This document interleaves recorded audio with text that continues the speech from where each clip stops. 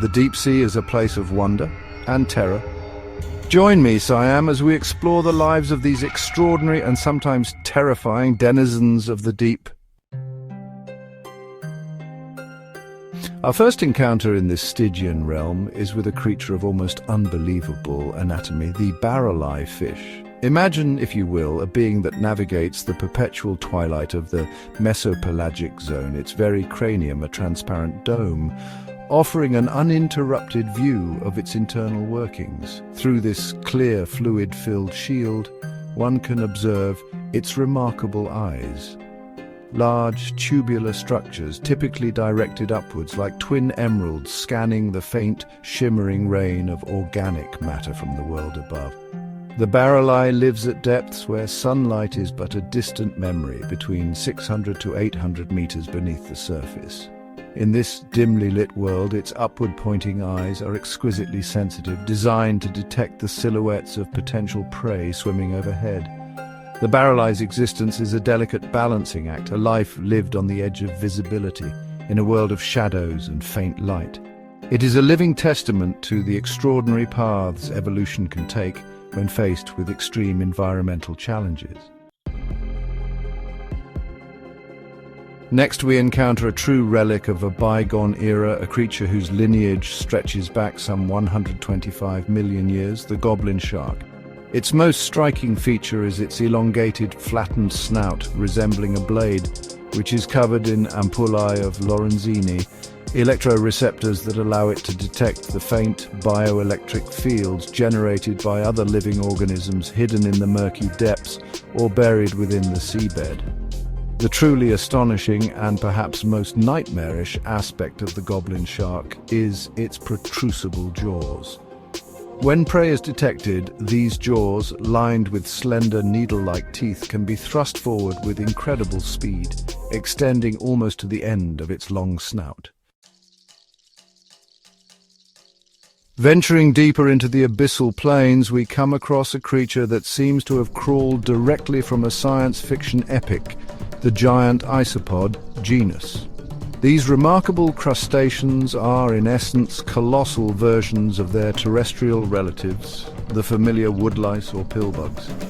But colossal is no exaggeration. Some species can reach lengths of over 50 centimeters, or nearly 2 feet, making them a truly imposing sight on the deep sea floor, where they navigate the crushing pressures at depths of up to 2,100 meters.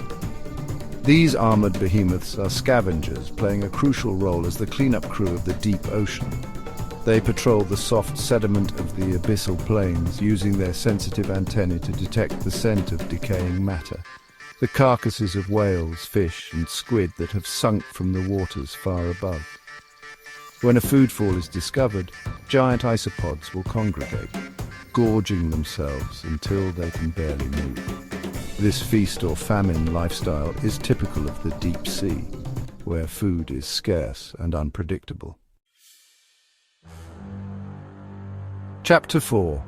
The Fangtooth Fish, a Nightmare in Miniature. Our descent continues into the bathyal and abyssal zones, where we encounter a fish whose appearance is the very definition of menacing, the fangtooth, belonging to the genus. Despite its relatively small size, rarely exceeding 18 centimeters, this creature possesses a fearsome reputation, primarily due to its astonishing dental array. The fangtooth holds the distinction of having the largest teeth relative to its body size of any fish in the ocean, a truly nightmarish set of fangs. These teeth are so disproportionately large, particularly the lower canines, that the fish cannot fully close its mouth.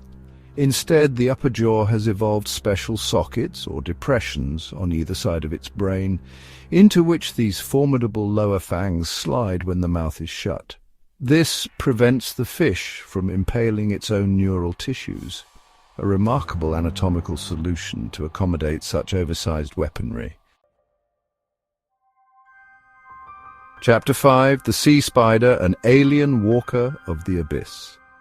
We now turn our attention to a group of creatures that, while bearing a familiar name, are quite unlike their terrestrial counterparts, the sea spiders or pycnogonids. These are not true spiders, belonging instead to their own ancient class of marine arthropods. They are found in oceans worldwide, from shallow waters to the abyssal depths of over 7,000 meters, but it is in the deep sea, and particularly in polar waters, that some species achieve truly astonishing sizes, with leg spans exceeding 70 centimeters, over 2 feet wide. The anatomy of a sea spider is utterly unique and rather bizarre. Their bodies are remarkably small, almost vestigial, with the majority of their mass concentrated in their long, slender legs. Indeed, some of their internal organs, including parts of their digestive and reproductive systems, extend into these legs due to the lack of space in the diminutive central body. Chapter 6: The Frilled Shark, a living echo of the ancient seas. Our journey now takes us to encounter another living fossil, a creature whose design has remained largely unchanged for, astonishingly, perhaps as long as 360 million years. The frilled shark. This remarkable animal, with its elongated, eel-like body and distinctly primitive features, offers a rare glimpse into the distant past of shark evolution. It typically inhabits the outer continental shelf and upper continental slope, often at depths between 120 and 1,500 meters, a shadowy hunter of the deep. The frilled shark's appearance is undeniably striking and somewhat serpentine. It can grow up to 2 meters in length, and its dark brown or greyish body, coupled with its 6 pairs of frilly gill slits, which give it its name, contribute to its ancient, almost mythical aura. These gill slits are unusual, as the first pair actually meets across the throat, creating a sort of collar. Chapter 7. We now delve into the world of bioluminescence and fearsome fangs with the viperfish, a denizen of the mesopelagic and bathypelagic zones, typically found between 250 and 5,000 meters deep. Species of the genus, these fish are iconic predators of the deep, renowned for their ghastly appearance and sophisticated hunting techniques. Their elongated, slender bodies, often dark silvery blue or black, are adorned with photophores light-producing organs arranged in specific patterns along their flanks and belly. These photophores serve multiple purposes. They can be used for counter-illumination, camouflaging the fish against the faint downwelling sunlight or moonlight in the upper parts of its range, making it invisible to predators looking up from below. Chapter 8. The Deep-Sea Dragonfish, Master of the Invisible Light. Our exploration now leads us to another master of bioluminescence, but one with a particularly cunning trick up its sleeve: the deep-sea dragonfish. This group, encompassing several genera alike, and patrols the bathyal and abyssal zones, often below 1,000 meters, where sunlight is entirely absent. These predators are typically slender, eel-like, and possess an arsenal of adaptations that make them highly effective hunters in the perpetual night. Like many deep-sea creatures, dragonfish possess photophores for camouflage and communication. However, certain species have evolved a truly remarkable ability. They can produce and perceive far-red light. Most deep-sea animals can only see blue light as it penetrates deepest into the ocean. Chapter 9. The Sarcastic Fringehead, a temper tantrum incarnate. We now ascend slightly from the deepest abyss to the shallower, yet still challenging coastal waters of the Pacific, from California to Baja California, to meet a fish whose name belies its ferocious nature: the sarcastic fringehead. This relatively small fish, typically reaching about 30 centimeters in length, may not possess the otherworldly adaptations of the abyssal giants, but it compensates with an aggressive temperament and a truly astonishing defensive display that is both bizarre and intimidating. The sarcastic fringehead is a benthic dweller, making its home in abandoned shells, crevices in rocks, or even discarded man-made objects like cans and bottles. From these lairs it guards its territory with extreme prejudice.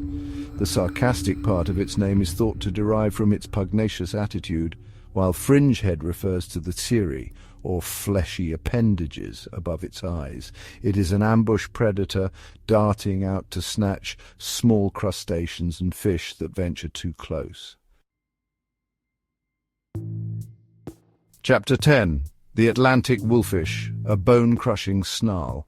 For our final creature, we journey to the cold waters of the North Atlantic, from the coasts of North America to Europe, to meet a fish whose permanent toothy grimace and formidable bite earn it a top spot on our list of unsettling ocean dwellers, the Atlantic wolfish. This is not a creature of the extreme abyss, typically found at depths from 20 to 500 meters, but its appearance and feeding habits are undeniably striking, and to some quite fearsome. The Atlantic wolfish is a large, robust fish, capable of growing to over 1.5 meters in length and weighing up to 18 kilograms. Its most distinctive feature is its powerful head and formidable jaws, armed with multiple rows of strong conical teeth at the front and large crushing molars further back. This dental arrangement is not for show. It is perfectly adapted for its specialized diet of hard-shelled prey, such as crabs, sea urchins, whelks, and clams. Its common name, wolfish, likely derives from this impressive wolf-like dentition. The ocean is beautiful, but it's also terrifying. These creatures remind us how little we know about what's really down there. Which one creeped you out the most? Let us know in the comments, and don't forget to like, share, and subscribe for more strange animal stories. The more we explore, the more we realize that the true marvels of our planet are often hidden from plain sight, waiting in the darkness to be revealed.